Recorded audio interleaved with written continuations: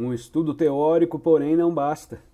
Devem trabalhar sobre seu ser e trabalhar para mudar seu ser. Se puderem definir sua meta como um desejo de compreender os outros, deverão lembrar-se de um princípio fundamental das escolas. Só poderão compreender os outros na medida em que se compreenderem, e somente no nível do seu próprio ser. Isso significa que poderão julgar o saber dos outros, mas não poderão julgar o seu ser. Só poderão ver neles aquilo que já viram em si mesmos. Mas sempre cometemos o erro de crer que podemos julgar o ser dos outros. Na realidade, se desejarmos entrar em contato com homens mais desenvolvidos que nós e compreendê-los, deveremos trabalhar para mudar nosso ser. Devemos voltar agora aos estudos dos centros, assim como ao estudo da atenção e da lembrança de si, pois são os únicos caminhos que levam à compreensão. Afora a divisão em duas partes, positiva e negativa, que, como vimos, não é a mesma nos diferentes centros, cada um dos 4 centros é dividido em 3 partes. Correspondem essas partes à própria divisão dos centros entre si. A primeira parte é mecânica e inclui os princípios instintivo e motor, com ou sem predominância de um deles. A segunda é a emocional e a terceira, intelectual. O diagrama seguinte indica a posição dessas partes no centro intelectual. No caso aqui se trata de um círculo dividido no meio e depois dividido verticalmente por mais 3 partes, mais duas divisões. O centro intelectual está dividido em 2 partes, positiva e negativa, e para cada uma delas se divide em 3 partes. Assim, pois, o centro comporta de fato 6 partes. Cada uma dessas 6 partes subdivide-se por uma vez em 3, mecânica, emocional e intelectual. Só falaremos, porém, dessas subdivisões mais tarde, com exceção de uma delas, a parte mecânica do centro intelectual, de que vamos falar agora. A divisão de um centro em 3 partes é muito simples. Sua parte mecânica trabalha quase automaticamente, não exige atenção alguma, mas por isso mesmo não pode adaptar-se às mudanças de circunstâncias, não pode pensar, continua a trabalhar como começou, mesmo quando as circunstâncias tenham mudado completamente. No centro intelectual, a parte mecânica compreende todo o trabalho de registro das impressões, das lembranças e das associações. É tudo o que deveria fazer normalmente. Isso é, se as outras partes fizerem seu próprio trabalho. Nunca deveria ela responder às perguntas que se dirigem ao centro por inteiro, nem tentar resolver os problemas dele, e nunca deveria decidir nada. Infelizmente, o fato é que ela está sempre pronta a decidir e responde sempre a toda espécie de perguntas, de uma maneira muito estreita e muito limitada, com frases feitas, expressões de gíria e chavões políticos. Tudo isso, como muitos outros elementos de nossas reações habituais, constitui o trabalho da parte mecânica do centro intelectual. Essa parte tem seu próprio nome, chama-se aparelho formatório ou também centro formatório. Muitas pessoas, sobretudo entre os homens número 1, ou seja, a grande maioria, passam toda a sua vida somente com seu aparelho formatório, sem jamais recorrer às outras partes do seu centro intelectual. Para todas as necessidades imediatas da vida, para receber as influências A e responder a elas, e para deformar ou rejeitar as influências C, o aparelho formatório é mais do que suficiente. É sempre possível reconhecer o pensamento do centro formatório. Por exemplo, o centro formatório parece poder contar apenas até 2. De fato, ele divide todas as coisas em 2, bolchevismo e fascismo, operários e burgueses, proletários e capitalistas e assim por diante. Devemos a maioria de nossos clichês modernos ao pensamento do centro formatório, e não somente a maioria dos nossos clichês, mas todas as teorias populares modernas. Talvez seja possível dizer que, em todas as épocas, todas as teorias populares provém do aparelho fomatório. A parte emocional do centro intelectual é constituída principalmente pelas emoções intelectuais, ou seja, o desejo de saber, de compreender, a satisfação de saber, o descontentamento por não saber, o prazer da descoberta e assim por diante. Embora todas essas emoções também possam manifestar-se em níveis muito diferentes. O trabalho da parte emocional exige atenção plena, mas nessa parte do centro, a atenção não exige esforço algum. É atraída e retida pelo próprio assunto e, frequentemente, sob o efeito de uma identificação que se designa habitualmente pelo nome de interesse, entusiasmo, paixão ou devoção. A parte intelectual do centro intelectual comporta a faculdade de criar, construir, inventar, descobrir. Não pode trabalhar sem atenção. Mas a atenção nessa parte do centro deve ser controlada e mantida pela vontade e pelo esforço. Este será nosso critério principal no estudo das diferentes partes dos centros. Se as considerarmos do ponto de vista da atenção, saberemos imediatamente em que parte do centro nos encontramos. Sem atenção ou com uma atenção errante, estamos na parte mecânica. Com uma atenção atraída e retida pelo assunto, da observação ou da reflexão, estamos na parte emocional. Com uma atenção controlada e mantida sobre um assunto por meio da vontade, estamos na parte intelectual. Ao mesmo tempo, esse método mostra como fazer trabalhar as partes intelectuais dos centros.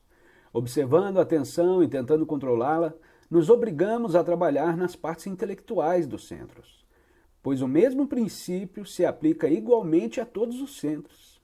Embora talvez não nos seja fácil distinguir as partes intelectuais nos outros centros, e especialmente no centro instintivo, cuja parte intelectual não exige para seu trabalho nenhuma atenção que possamos perceber ou controlar. Tomemos o centro emocional. Deixarei de lado, por enquanto, as emoções negativas. Só nos ocuparemos da divisão do centro em 3 partes: mecânica, emocional e intelectual.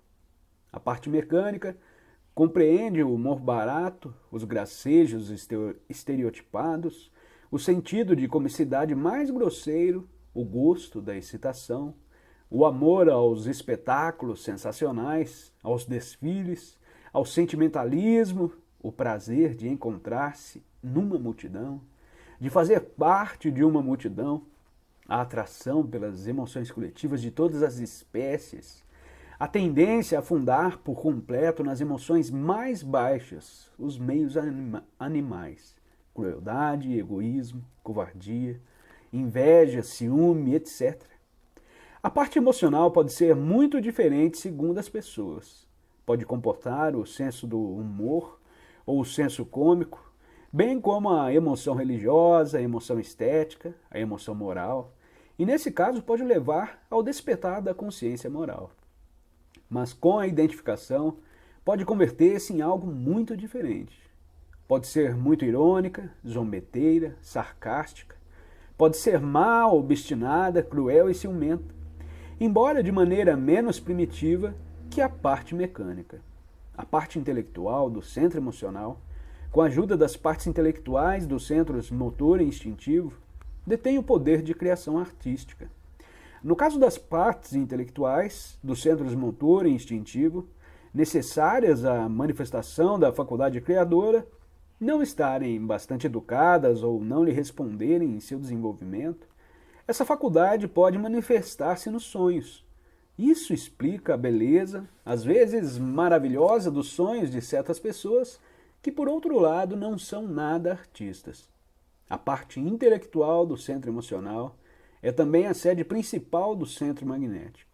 Quero dizer que se o centro magnético só existir no centro intelectual ou na parte emocional do centro emocional, não será bastante forte para que sua ação seja efetiva e será sempre suscetível de cometer erros ou de fracassar.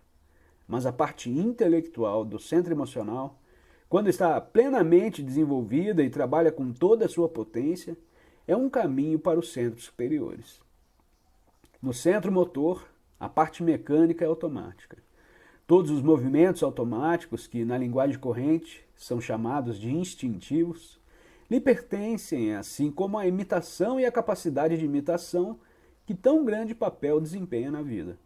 A parte emocional do centro motor corresponde, sobretudo, ao prazer do movimento. A paixão pelos jogos e pelos esportes normalmente deveria depender dessa parte do centro motor. Mas quando a identificação ou outras emoções se mesclam com ela, é raro que ocorra assim.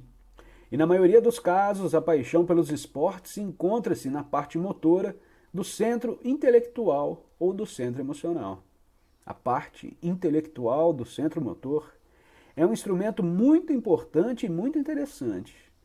Quem tenha tido ocasião de fazer bem um trabalho físico, não importa qual, sabe que cada espécie de trabalho exige muita invenção. Devemos inventar nossos pequenos métodos para tudo o que fazemos. Tais inventos são o trabalho da parte intelectual, do centro motor, como são muitas outras invenções do homem. O poder que os atores possuem de imitar à vontade, a voz, as entonações e os gestos dos outros, provém também da parte intelectual do centro motor. Mas quando esse poder de imitação atinge um grau superior, exige ao mesmo tempo o trabalho da parte intelectual do centro emocional. O trabalho do centro instintivo permanece, para nós, muito obscuro. Realmente só conhecemos, quero dizer, só sentimos e só podemos observar sua parte sensorial e emocional. Sua parte mecânica compreende as sensações habituais, que com frequência não notamos em absoluto, mas que servem de base às outras sensações. Compreende também os movimentos instintivos, no sentido correto da expressão, isso é, todos os movimentos internos, tais como os da circulação do sangue, da digestão, e os reflexos internos e externos.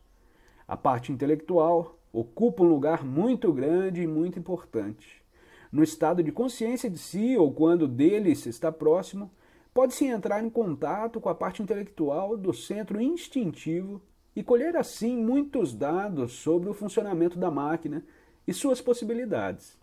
A parte intelectual do centro instintivo aparece como um cérebro por trás de todo o trabalho do organismo.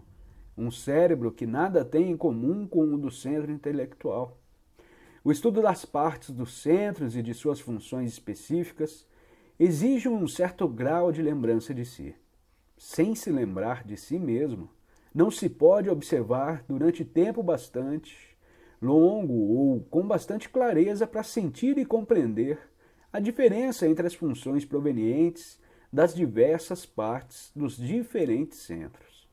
O estudo da atenção, melhor que qualquer outra coisa, revela as partes dos centros, mas o estudo da atenção exige, por seu turno, um certo grau de lembrança de si. Cedo compreenderão que todo o seu trabalho sobre si mesmos depende da lembrança de si e que sem ela não pode fazer nenhum progresso. E a lembrança de si é um despertar parcial, ou o começo de um despertar. Naturalmente, e isso deve ficar muito claro, nenhum trabalho pode ser feito no sono. Encerramos aqui a leitura do livro Psicologia da Evolução Possível ao Homem, P.D. Ouspensky. Obrigada por ter assistido a este vídeo e não se esqueça de se inscrever no canal e recomendá-lo, além de deixar seu comentário sobre o assunto para que possamos realizar um ótimo diálogo que nos ajude a compreender melhor o assunto. Tenha um ótimo dia e até o próximo vídeo.